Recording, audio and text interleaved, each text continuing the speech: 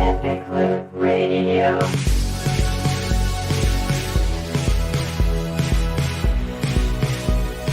Epic Loot Radio.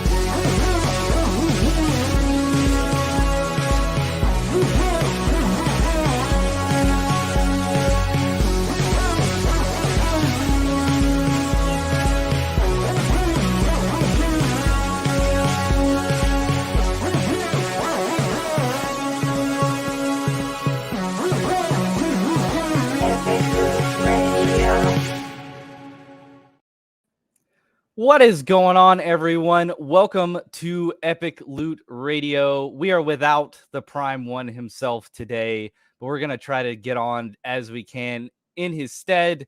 Thank you, all of us, for joining us today. I am Kirk from What's New Video Games and a somewhat affiliate of Work to Game, and I'm joined here today by Mark from Joyful's Arcade. Mark, how are you doing today? Did you have a good weekend, and are you excited for the upcoming week?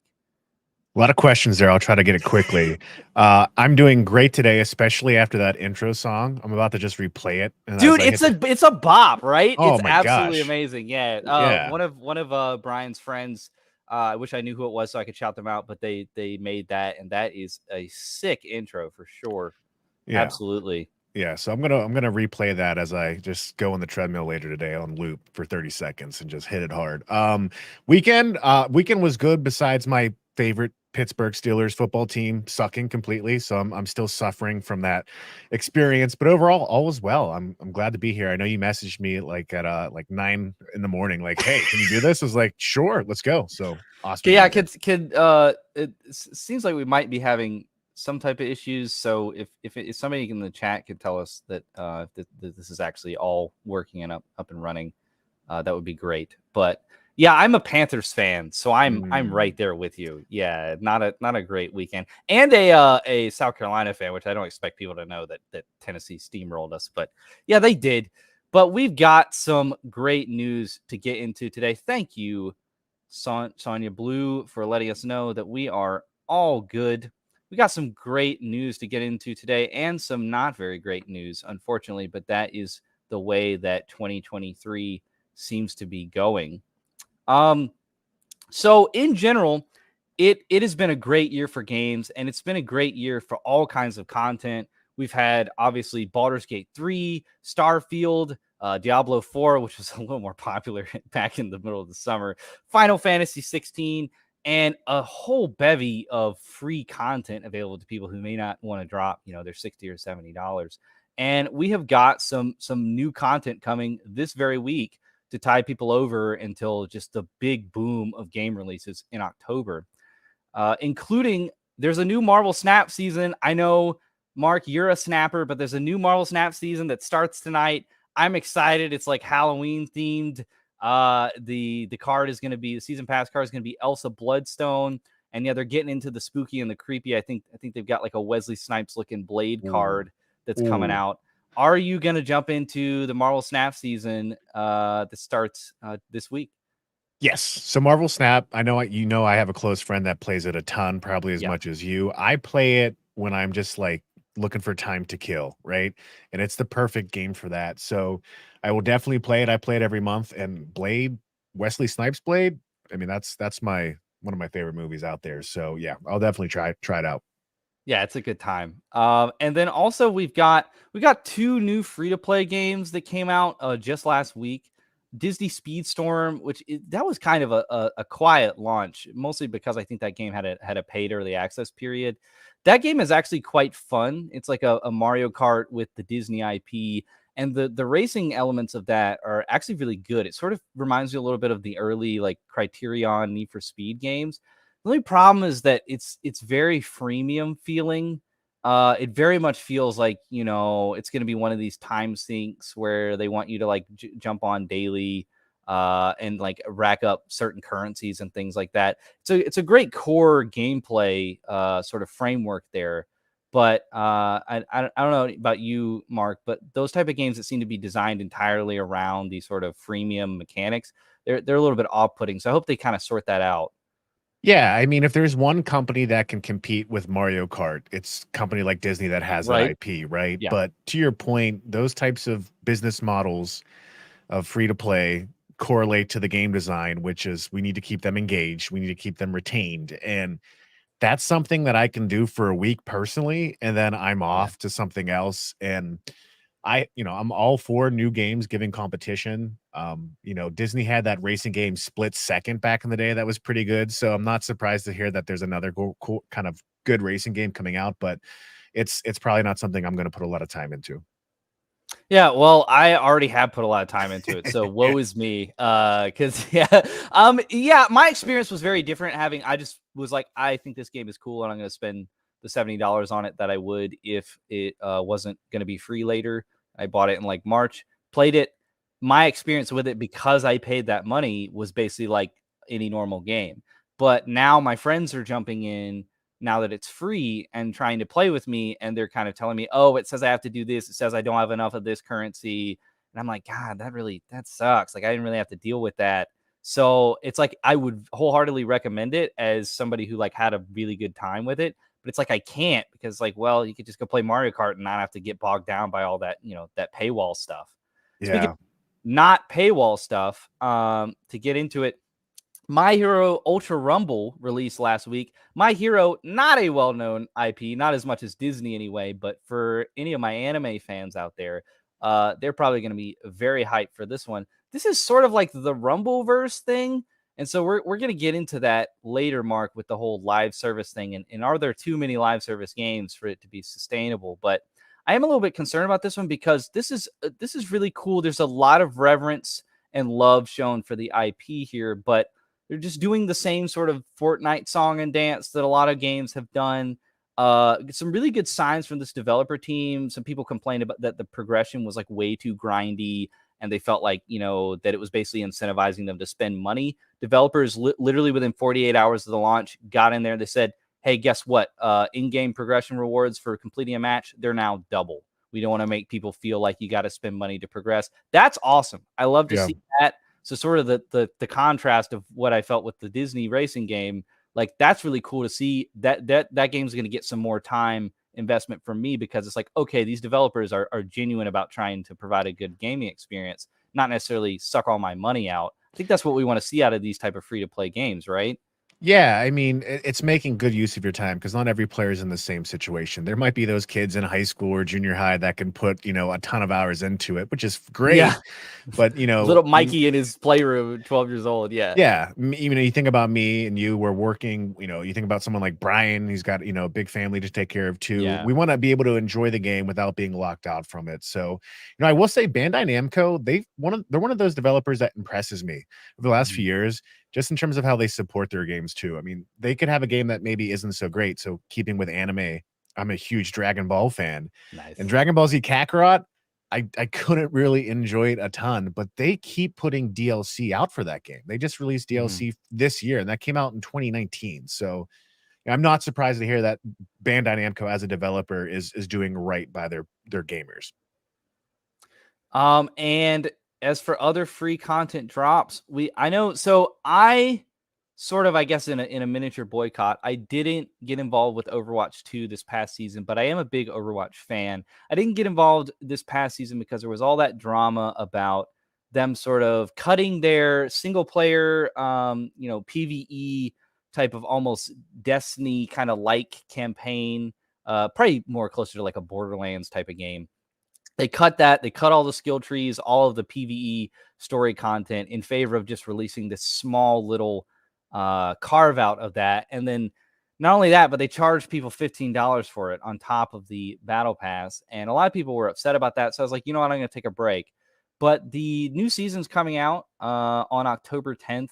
Got some competition on that day with wildcard football and the big juggernaut being Forza Motorsport. But I might hop in and check that out. They had the Wrath of the Bride sort of Halloween themed event last year. That was very cool for anybody that didn't get to check that out last year. That was a fun time. But yeah, what is your sort of take on the Overwatch and generally the Blizzard pulse, I guess, right now, including Diablo 4 with their sort of live content models?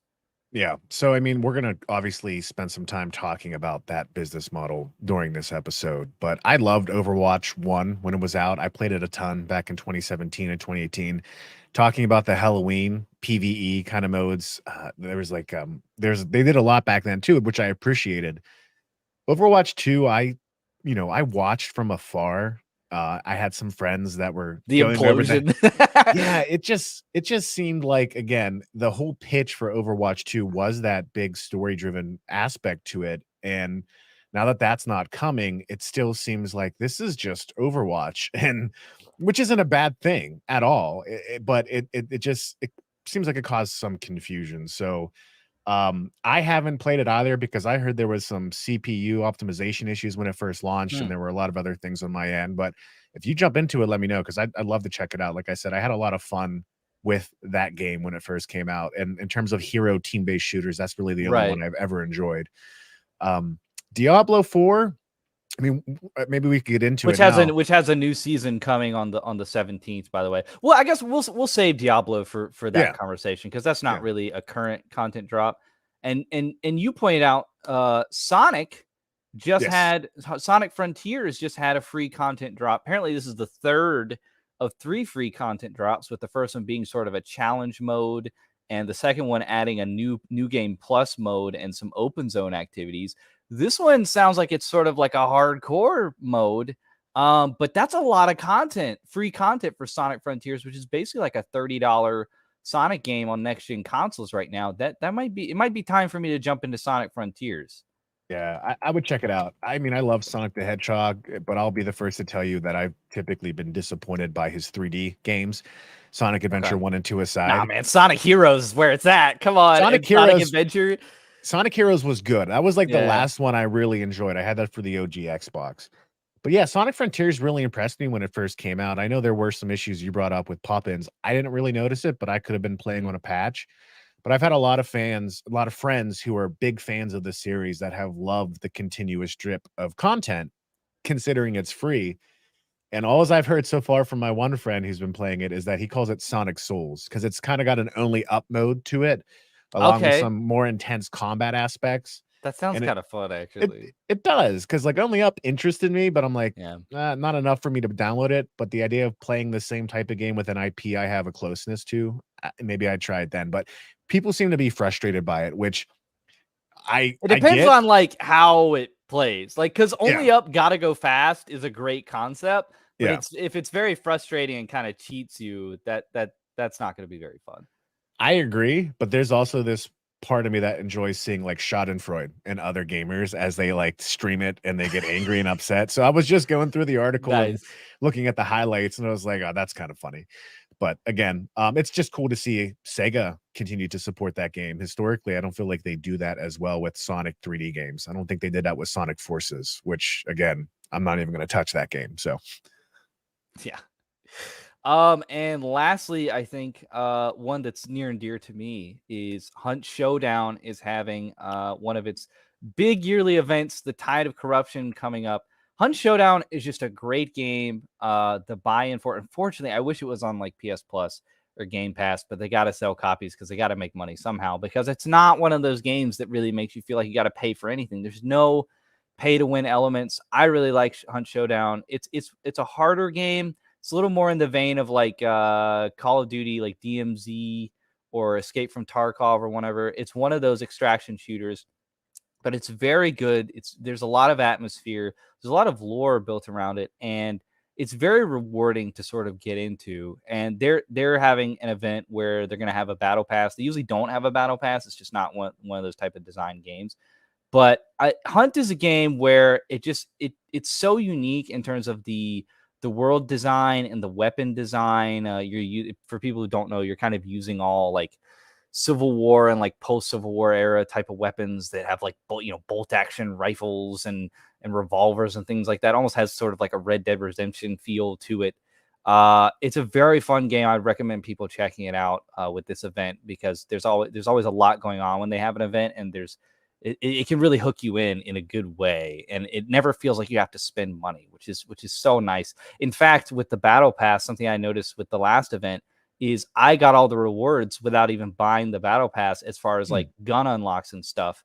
The only thing that I missed out on the premium track was like cosmetic stuff. So they do a very good job of sort of respecting their players, which is why that game has like a really hardcore base and people that aren't going to quit it anytime soon. So if you haven't checked out Hunt Showdown, check that out because it's very cool and it's very unique. It's a good experience. I think everybody should have, and free content. That's always great. But Yeah.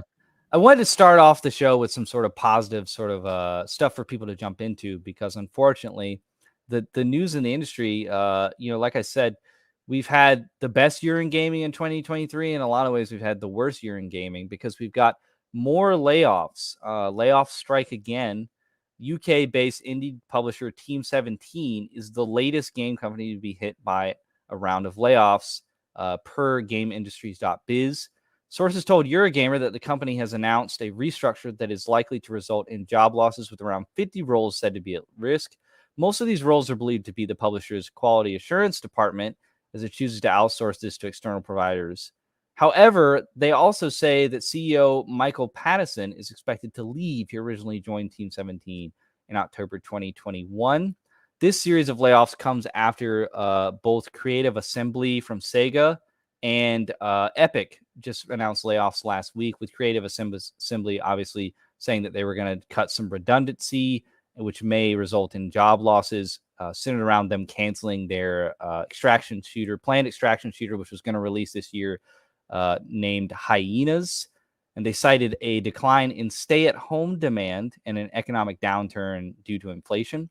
And then, of course, there was that sort of infamous letter that came out from Epic CEO Tim Sweeney, who emailed his staff, "For a while now, we've been spending way more money than we earn, investing in the next evolution of Epic. I have long been optimistic that we could power through this transition without layoffs, but in retrospect, I see that this was unrealistic." So a lot of unfortunate news for a lot of people in the industry as of late. Um, do you have any general thoughts about this? And we can sort of kind of get into why this is happening and whether it's acceptable or not, I guess, for these companies to sort of bet big on strategies that maybe are a little more fringe or a little more risky. And then when they don't necessarily pay off, it's the people's whose livelihoods are on the line that have to sort of pay the price. Yeah. I mean, you hit it right there. To me, I think specifically Western companies tend to prioritize that public stock aspect a little bit more to the detriment of people's livelihoods, right? And so I never get happy when I see people lose their jobs. It just makes me sad. But I do think what you heard there, is a lot of, not just specific to the video game industry, but the economy in general. People hired up big time during the pandemic because there was a lot more demand for a lot of type of consumer products, specifically gaming. And they continued with that, you hinted at it, that more risky fringe approach where let's continue to invest in growth modes. This is the future because the market inflated a bit. I mean, Animal Crossing was huge for Yeah. Nintendo because people that typically wouldn't be playing a game were looking for something to do. And that was the perfect cozy game People for had that so much more scenario. time on their hands as well. Yes. Yeah.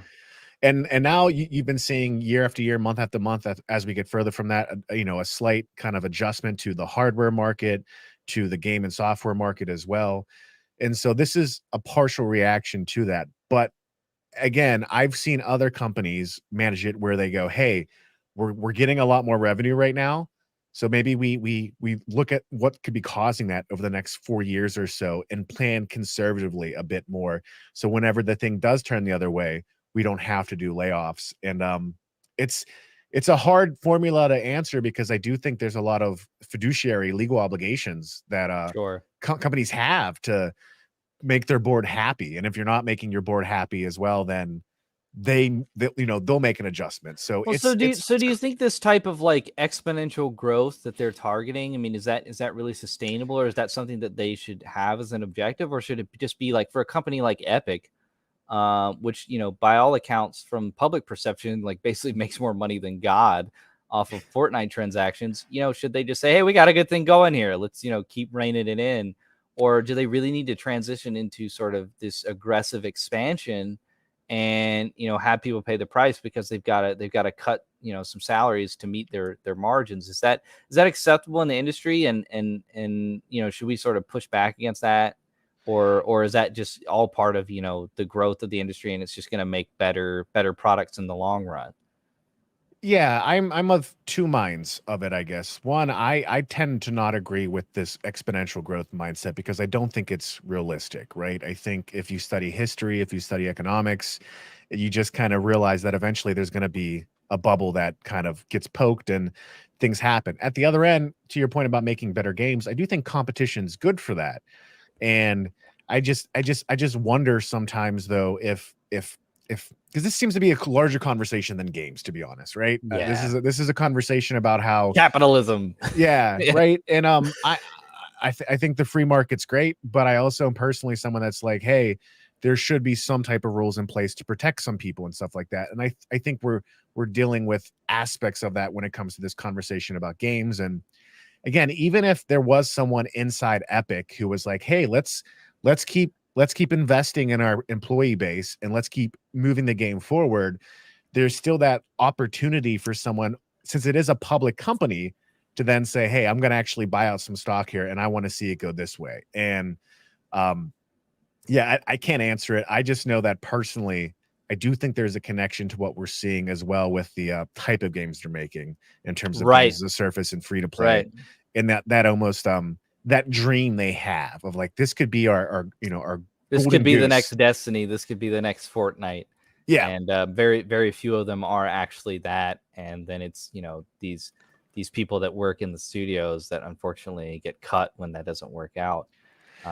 We'll have to see if in the wake of the Jim Ryan departure, Sony sort of sticks with their game plan of releasing all these live service games. They've come out in the public and said, "Hey, we know that some of these are going to fail, but it's sort of like a casting a wide net sort of thing. We're hoping that one or two of these hits big, especially like with Marathon. They're sort of betting big on Bungie."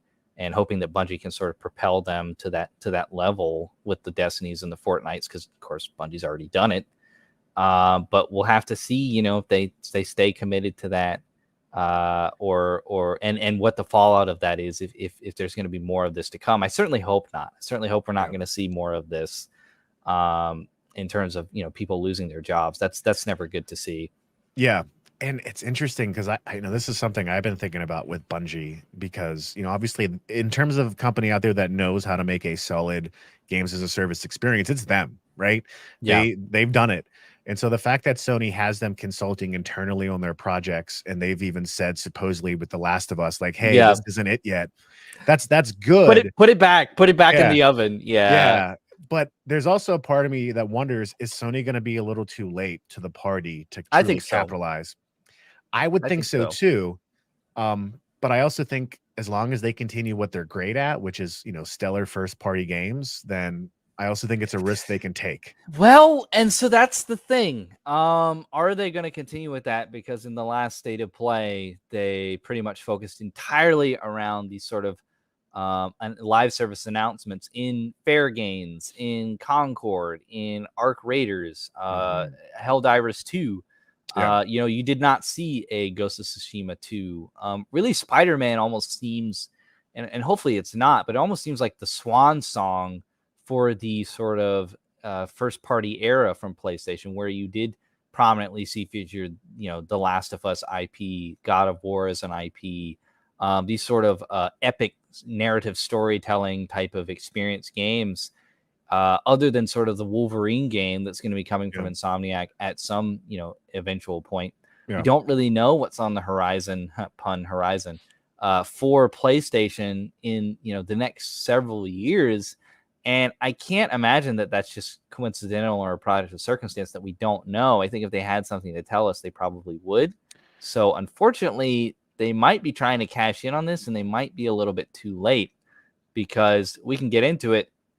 Do you think that the live service bubble is bursting, and that we're about to see, sort of a taper off of people engaging with this type of genre, and we're going to see a lot of games failing, and unfortunately more fallout in the industry as a result of that? Yeah, I mean, I think we obviously talked a little bit about this morning, but I think you were right when you said that these types of games are all about retention. And so just by natural default of that, if they're all vying for your attention Yeah. on a weekly or daily basis, eventually there's going to be opportunity that gets sucked up by the big I only have winners. 24 hours in a Yeah. day, right? Yeah. Yeah, I mean, if even if I had, my full-time job was to just play games, I still don't think I could keep up with everything just because I have to eat, I have to, hygiene matters, all of that. So, I think it's kind of a both and. I think we are seeing a adjustment of this market. Think about the games we've lost. Knockout City years ago, huge game, gone. Yeah. Rumbleverse, Rumbleverse yeah. gone. Multiverses. You and I are both of the mind that we don't think that's gonna come back, and that set records on Yeah. Steam, right? One fighting game of the year at Keeley's Yeah. Game Awards. One fighting game of the year and then promptly shut down. Yeah. Yeah, because it had a window of people engaging with it, and it did really well during that window, but it didn't have this sort of long-term engagement, and that's what these games sort of are designed to have, or else it's not a worthy investment. At least I mean, I don't know what the actual like data and numbers and the monetary aspect comes out to on that. But as far as the people that are making the decisions, they want to have that long-term engagement, or it's not worth keeping the game live. Yeah. And so those type of games, they have a shelf life. I mean, it's kind of scary now. If you want to invest in, I mean, all these games are set up to encourage you to spend money on them, and then it's kind of scary doing that, because it's like, well, what if next month they tell me that this game is going to shut down? Yeah. Like Multiverses or whatever, and then I put $50 into it, and that's just I might as well drop that down the toilet.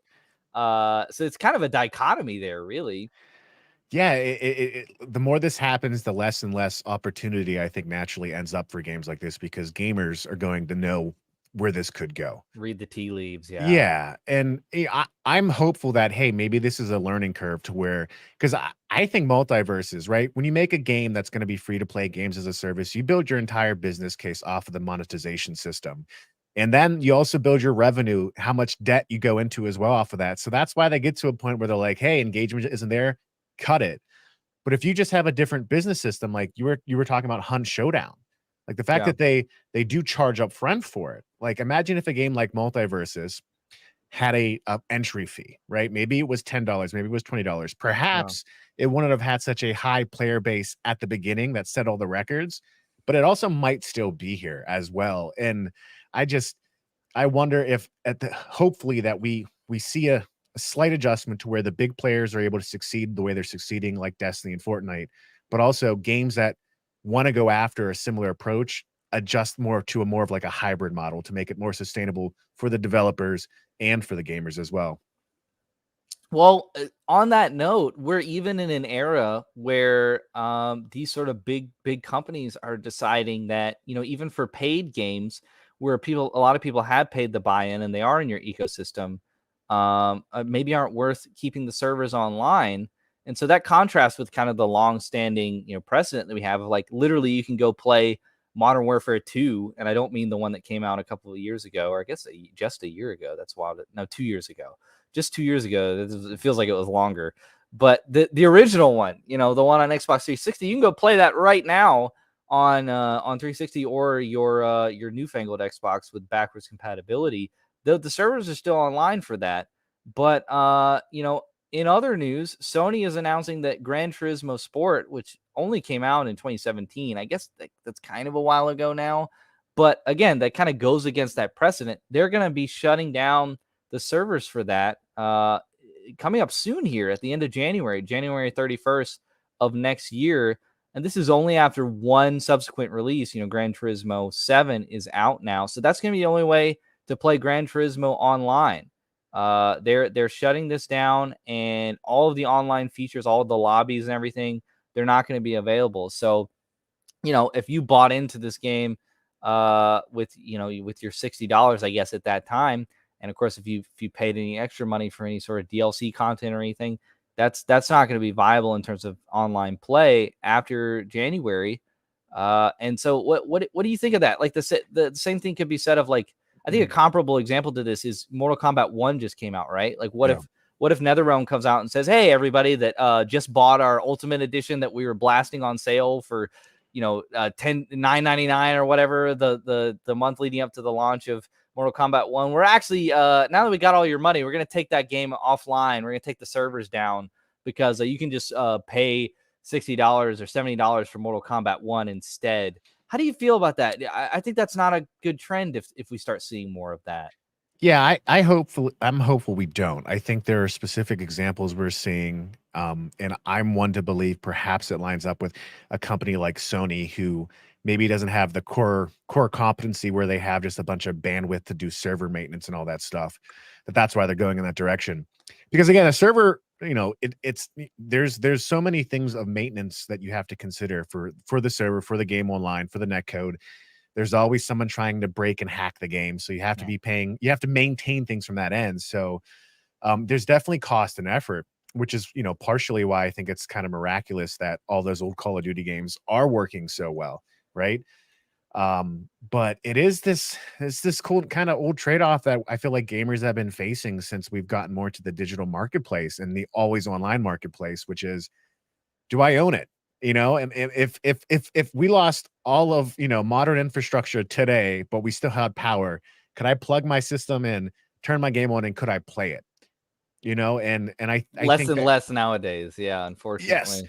yes, which is part of the reason why I buy a lot of physical on the Switch, because I feel like that's going to be like, if there's a meltdown, in the end times, yeah, yes, you can still play this Mario thing, Wonder. Thank God. yes, yeah, Well, yeah, and so that's the thing is like I think at a certain time, I mean, like so these games like For Honor and Rainbow Six Siege, which both happen to be from Ubisoft, so maybe there's sort of an ethos there at that company, but there's other companies that do this as well. Those might be from a bygone era in terms of these games coming out a long time ago and them keeping the servers up and running, even having new content for the game. It's sort of wild. I think For Honor is like on season 8 or something now, or like season 8, year 8, season 4 or something. It's like getting ridiculous at this point. But a game like Multiverses, it doesn't even last a year before they're like, yeah, we can keep the servers up and running and have a shop that sort of rotates or whatever. But they've determined that the investment of capital to do that is just not worth doing. Which is wild to me. That's a turn of events for sure. We're at a turning point now where these games are just not going to be, they may just not be live anymore because the companies don't think it's worth keeping them up. Which personally, I'm not mad at that, right? I think there are some games that naturally should die. No, let me take a step back. Games you mentioned like Rainbow Six Siege, that's meant to be a game online with your friends, right? Counter-Strike, all that.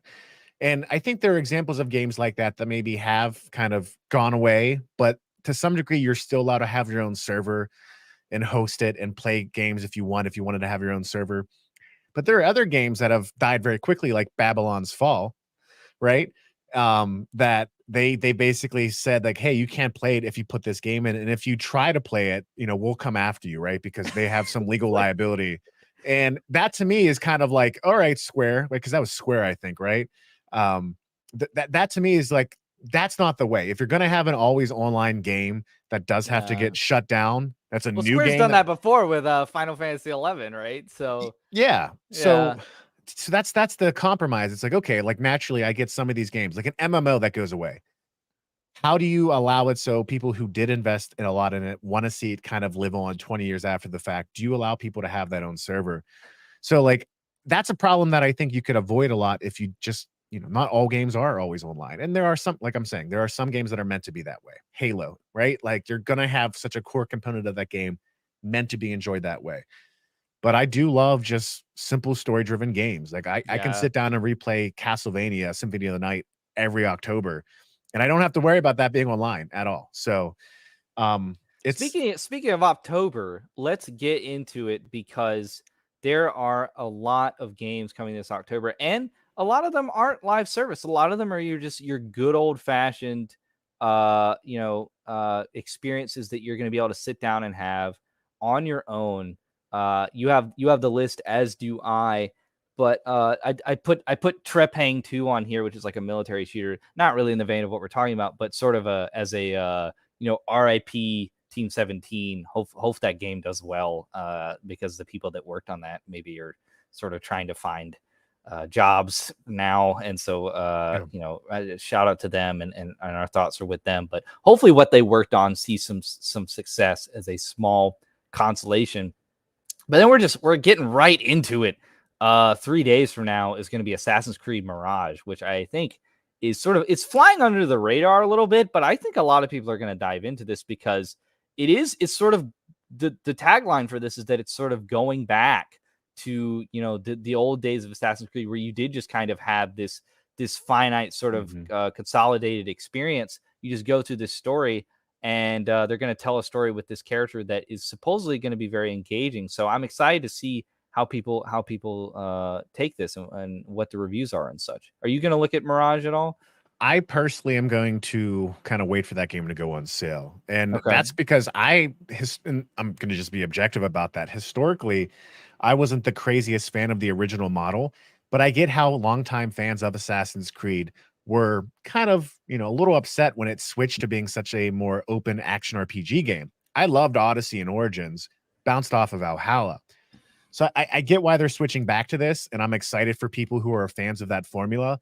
But just because it's not my natural bread and butter, I'm kind of going to wait till I can get it on a discount. But I think it's going to make a lot of people happy. Yeah, I think it's not really occupying the zeitgeist, right? Right. Like I think it feels very skippable amidst all the sort of big bangers that we have out right now. I think even something like Lies of P is really collecting a little more of the mind share than Assassin's Creed Mirage is. So it'll be interesting to see after it drops if more people are talking about it. If it's good, I bet they will be. Yeah. But it's going to be hard because there's a lot of games coming out. Detective Pikachu, the sequel is coming out the very next day. That just looks like more Detective Pikachu, honestly. Which I mean, I'm here for that. I am. I mean, come on. I always love a talking Pikachu. That's amazing. NHL 24 for all my my sports game fans out there. I love a good sports game, so I'll actually be doing a review for that on the What's New Video Games channel. Forza Motorsport, that's a big one for Xbox. That one has to land. I think a lot of people are excited for that, and I don't think that one's really in doubt. I think everybody thinks that Forza Motorsport is going to do well.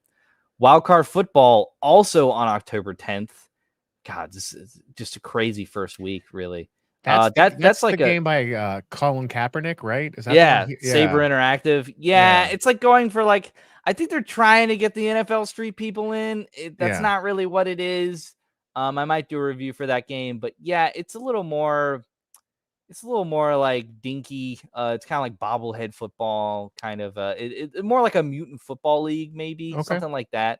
Yeah. But yeah, it'll be interesting to see if that hits. I think there's an audience out there, but I bet that's one where people walk away from it and they're like, it's not NFL Street. I just kind of want EA to bring NFL Street back. Sure. I think arcade football is something I think that there's definitely opportunity for. So if Legend Bowl just came out over the summer. Great Yeah, game. Awesome. I watched your video on that. You got whooped that first time. I got absolutely destroyed by the CPU. So yeah, like I miss the NFL blitzes. Like I'll send videos. Yeah, man, NFL where are blitz, those games? Yeah. to my nephew who's now just getting in the Madden. We're just stuff. old. Yeah. When games were better. You know, when you could drop kick someone, and no flag was thrown. Yeah, from the top rope. Yeah, and speaking of being old, these Hoyoverse games, they're doing really well. Honkai Star Rail is coming out on October 11th, just a day after Forza Motorsport and Wildcard Football. There's no breathing room for these games, but this one's gonna make a big impact, maybe a big Genshin impact, pun intended, because people really show up for these Hoyoverse games, and this one's dropping on PS5 on October 11th, and it's gonna make waves. It's something about these games, the cosplay potential, the sort of streaming potential of like, oh, am I gonna get this character? They cannot be denied. The popularity is just insane for these, and I'm sure this is going to be a big drop on the PlayStation 5 on October 11th. Have you played any Genshin Impact, or have you played any Honkai Star Rail? It's never appealed to me. Just like I said, we're old, man. Yeah.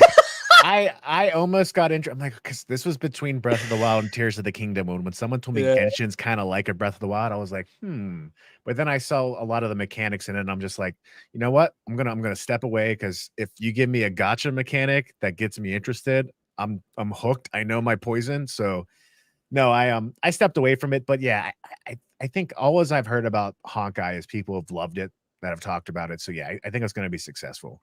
Yeah, the work to game audience, and the Ginger Prime audience, they're probably going to be diving into this one, because this is like This is right up the alley of the scratching that JRPG itch, especially with Honkai Star Rail is turn based. So all those old, so Joyful, I know you're like an old time Final Fantasy fan, so you might end up checking this one out. You might end up getting curious and looking at it, because it's sort of scratching that almost that Square Enix itch. Not that they don't give us enough games, Square Enix, especially turn based, but I like going on like Twitter and Instagram and stuff and seeing everybody get hyped for these. It's sort of like a vicarious enjoyment. Like it's like I'm glad you people have something that you're excited about. I like to see that. I like to see joy in the game space. People really enjoying something. So even though it's necessarily not for me, it's like it's really great to see people get really passionate about something like that. Yeah. It's one of those things where like I might not play a game, but if I had the chance to work on the team that made that game, I'd love it, right? Just so I'm happy they're happy. Going forward, just 2 days from that, Lords of the Fallen coming out on October 13th.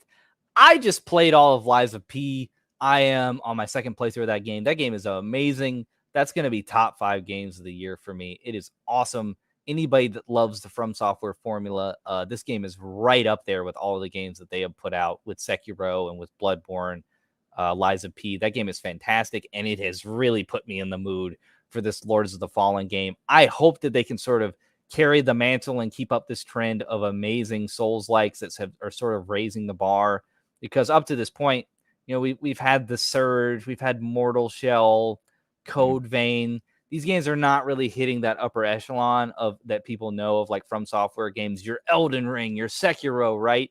But Lies of P sort of, they came, they saw that they brought it, and people are recognizing that, especially in the sort of smaller Souls community. So if Lords of the Fallen can make it 2 for 2 this year, that would be sick, man. Yeah, everything about this game looks amazing to me. So there's that part of me that's excited. Then there's always the part of me that's like, I could be horribly disappointed. Who knows? Because I know, the original one, didn't really create any ground shaking appeal. It seemed to be an average lukewarm received game, but very generic feeling. I personally I platinum that game, so I did really enjoy it. But this one is like they're aiming higher, and so it's like, will they hit the mark or won't they? Yeah, the creative director, Cesar, I'm going to say Virtuoso, said that he wants this game to be the second reference behind From Software when you talk about a Soulsborne type game. He's like, Lies of P beat them to it, so they've got to they've got to match that energy. And hopefully they can. That would be amazing if in a year where From Software did not put out a Souls game, they put out an Armored Core title. If we got 2 amazing sort of alternatives from other developers, I would love to see them do it. I'm actually in their creative program, so hopefully I'm going to get to take a bite out of that game before it launches. I'm very excited, but I do hope that they're able to do it. I don't want to see them flop with this game. I'd love to see some other developers in the space put out some great Souls likes. Then it's the ultimate showdown, Mark. It's the ultimate showdown between Sonic Superstars on October 17th and Super Mario Wonder on October 20th. It's been years in the making, and Super Mario Wonder is probably going to sweep this one because that game looks amazing, right? You're going to be day one on that, I'm sure, as the Switch player that you are. Yeah, I mean, that's a crazy weekend, because I basically have already told my wife, like, hey, honey, I love you, but we can't have plans for that weekend of October 20th. Spider-Man 2 is on the same day as Super like, Mario Wonder. What are they doing to us, Mark? How are we supposed to survive this? I don't even know which one I'm gonna. Probably Wonder, because I haven't played. I played Miles Morales. I haven't played the first Spider-Man game yet, so I think that sort of makes the decision for me, is that I've got to check out this Mario game first. Definitely check. I mean, I would say play the first Spider-Man for sure. It's worth it. That's a game that, I'll be honest, brought tears to my eye with the ending. So like, not a lot of stories can do that. And I was like, all right. And then I asked my brother-in-law. He's like, yeah, I cried too. So it's a good game. Miles Morales, it innovated on combat very well. So yeah, I definitely would say check it out. Heard some quality of life stuff as well in Miles Morales that people are expecting to carry over to Spider-Man 2. But God, that seamless load time, like switching between the characters and stuff, looks nice. That game looks like a technical marvel. Yeah. Like I think people are hyped for that game, and it's still going to surprise some people. That's like how good it looks. I agree. I think it's probably gonna be received very well. But yeah, I mean, I gotta be full disclosure. I am both a full on Sonic nerd and Super Mario nerd. So like, I collected the Sonic comics as a kid, and like I said, I've been disappointed by a lot of 3D Sonic games, but I loved Mania. And the second I heard that this game, Superstars, is supposedly using the same physics engine as Mania, I'm just I'm anticipating it to be good at the very least. But Sonic's also one of those games where I love them, but a lot of time it's not necessarily a good game. It's just a Sonic game, and Well, this one does. It seems to just be doing. They're just 3Difying the old Sega style, right? The old yes, Sega Genesis style. So I mean, I think it'll be hard to have any issues with this one. But yeah, agreed. it's unfortunate launch timing. I mean, come It's on, guys, be rough. a little more strategic, maybe. I mean, yeah, Yeah, but I mean, all these games, right? I mean, I guess it's just like, you know what? Screw it. Like, when are we going to delay to? Let's go ahead and get it out. yeah, Going through a little quicker here. We've got City Skylines 2 on the 24th of October. I know you're excited about that one. yeah. Big time, big time. Ghost Runner 2, October 26th, which I think there's a free demo out for that game right now if you guys want to check it out. Awesome. Getting into November, RoboCop Rogue City is November 2nd. Just at the tail end of October, first couple days of November. That game, I'm excited for that game. Just Same. looks like something interesting and different from a smaller sort of outside developer studio. So I'm definitely going to be checking that out. But I think the big one at the tail end of October, right before Halloween, is going to be Alan Wake 2. Yeah. This game actually has sort of an outside chance for Game of the Year. I think this is going to be a big one. Have you been paying attention to Alan Wake 2, Mark? Yeah, I've been paying attention to it. I went and played the first Alan Wake after I played Control because I know connected and same developers. And this team does great work, whether it's atmosphere, whether it's gameplay, or just writing. They know what they're doing. So yeah, I'm excited for it. I I'm gonna try it. I don't know if I'll try it at launch, but I agree that this is a game that a lot of people in the industry have high anticipation for, and just because it's on their radar so much that if it delivers, I could easily see it being a contender for Game of the Year, like you said. There's a lot of murmuring going Yeah, around that this game is going to be doing something different. It's not really articulating exactly what it is, but after like experiencing Control, I wouldn't put it past them to do something very, very innovative with sort of the horror genre yeah, and just as a game that's coming out in 23 in general. So I might have to drop the $70 on this. I'm not sure. It just depends on what's going on around that time, but yeah. it's right before Halloween too. It's gonna be a Good time. good time to play it. Yeah, Speaking of Halloween, there if you don't want to drop, your harder money on any of those games that are coming out, because it's difficult, Mark. Like with all these games that are coming out, it's like, yeah, I want to play a lot of these, but they're all $60-$70 buy-in. Not yeah. everybody's got that right now. Like times are tight. So Hmm. if you're looking for something to play that's a little more affordable on the PlayStation side, Alan Wake Remastered was one of the PlayStation Plus games that you could have claimed in July, but I think it's on PlayStation Extra as well. Obviously, like that'll gear you up for Alan Wake 2 if you're going to buy that, but still in its own right, just a good game, Alan Wake. Great game. You played Alan Wake, like it's just up there in terms of the top tier of sort of that genre. Someone put this in my mind and I can't get it out of it. Think Luigi's Mansion, but with more mature themes. Because it's got that similar. You got the flashlight to stun the enemy, and I'm like that. This is Luigi's Mansion with guns, which I'm all for. Stephen King is the Yeah, protagonist, basically. pretty Stephen much. King's Mansion. Yeah, Nice. And then Callisto Protocol tomorrow, I think, is coming to PS Plus as one of your free games to claim. I'm going to be playing that because I definitely didn't play it when it came out. I'm excited about that. People said it wasn't quite as good as the Dead Space remake, but I want to give it a shot. That's a great one, I think, for the PS Plus sort of, a library of games that I see that as like a good month if they're offering me a game like that. That's like still kind of relevant. Came out like last year. yeah, So I'm probably going to jump into that. yeah, And yeah. then Scorn is finally coming to PlayStation. If you don't have an Xbox and you just really, really wanted to play Scorn, that is coming to PlayStation on October 3rd. I don't know if that's on PlayStation Plus Extra, but it is going to finally be playable on PlayStation. That one's just kind of gross looking. Yeah, that was one that The gun with I the lizard, the worm thing coming out of it, or whatever, phallic imagery everywhere. yeah. Yeah, I appreciated doing something different with its yeah. aesthetic vibe, but I also think I don't know if I could enjoy it. So But I thought it was going to be more of like a horror shooter, but what I've heard, it's more of More like a puzzle puzzly. game. Yeah, Yeah. so it's interesting. It's Yeah, interesting. it kind of has like a Doom aesthetic with like oh god, I don't even know, like maybe the Witness gameplay style or something like that. Very, very, Interesting. very, very different. On the Game Pass side, if you haven't checked these out and you have Game Pass, Amnesia: The Bunker, which only just released on June 26th. It's the next Amnesia game. You are, I can't remember if you're like a German or a French soldier, but you're like trapped in this underground World War II bunker and have to figure out how to get out. And of course, you have amnesia, as is, it's in the title. So you have to figure out, what happened? Did I do terrible war crimes? Probably. Is it going to make me go insane? Probably, because that's what happens in these games. And there's a big bad monster, kind of in the vein of like an Alien Isolation, that is tracking you down. I'm going to be playing that one this October because I missed it, and this seems like I'm a Game Pass subscriber. It seems like a great time to jump into that one. Did you check that out at all earlier in the year, or is that one that you might be interested in? All the Amnesia games are on Game Pass, by the way. Yeah, no, that probably won't be a game for me. There's a weird, like, I don't know what it is. I can watch any type of scary movie and I'm fine, but there are Not the certain games. games. There's certain like I could play Resident Evil, right?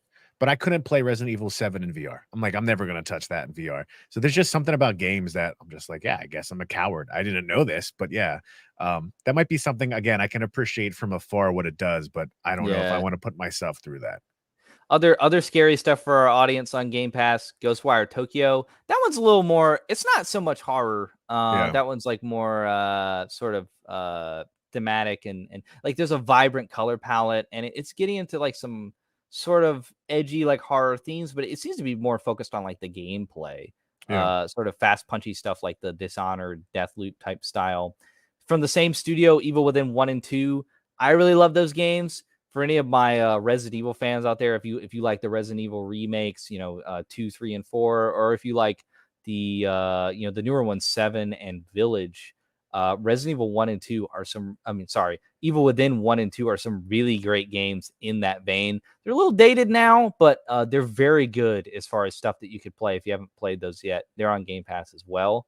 And then is this sort of like the last hurrah for Redfall? Mark, if anybody's going to play Redfall, it's got to be in the spooky season this year, right? Or you're just never playing this game. So I don't know if I'm going to play it, but I feel like this is the last time that anybody's ever going to touch Redfall. I think on Steam it had like 9 concurrent players last right. week.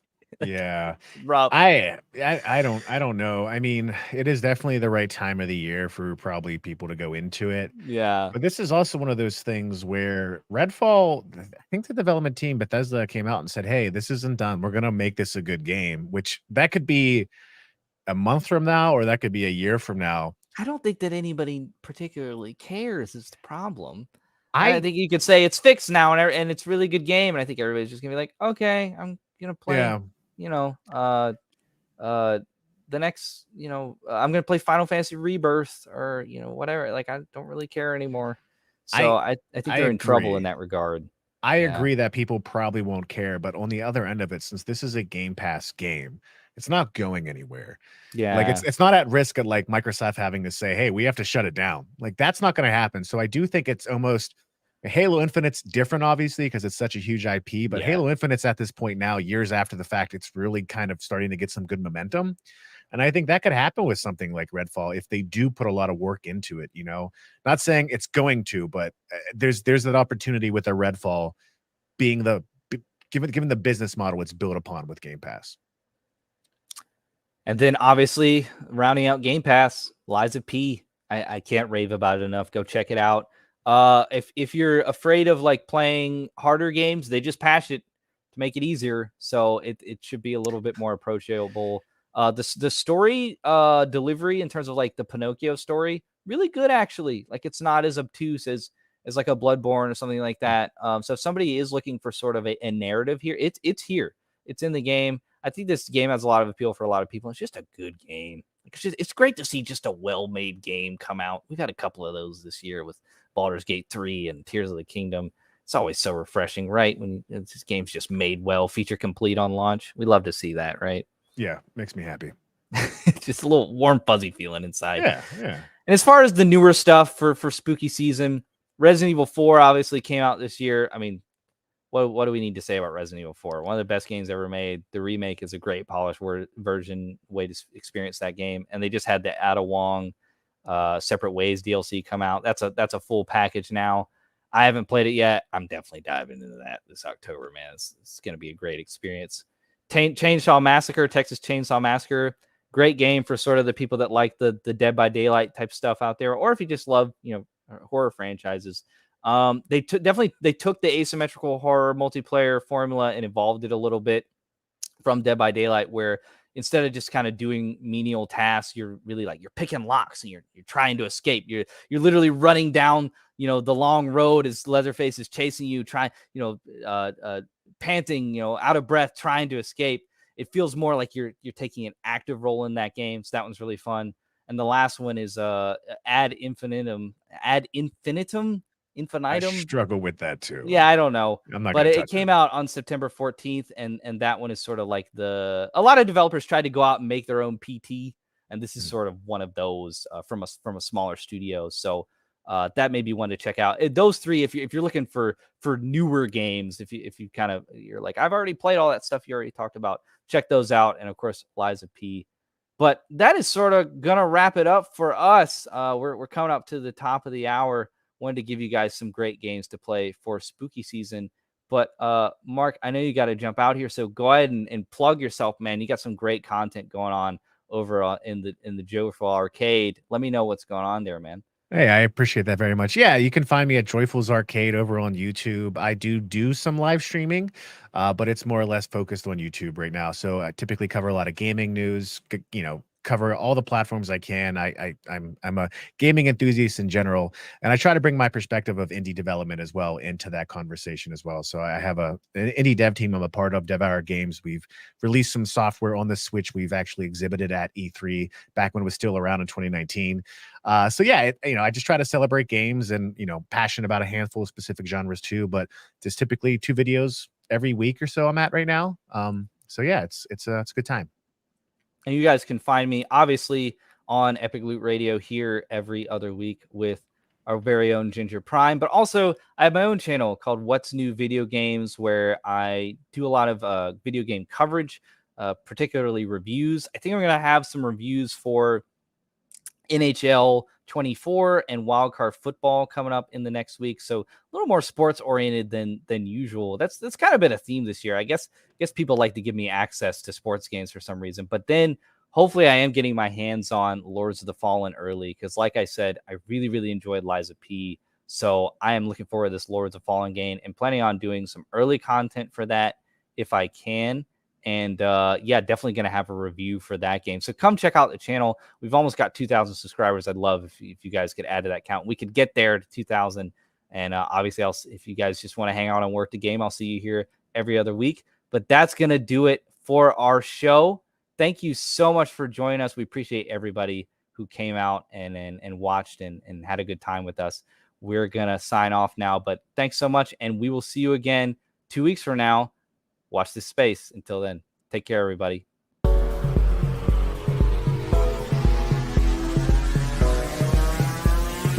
Epic Loot Radio.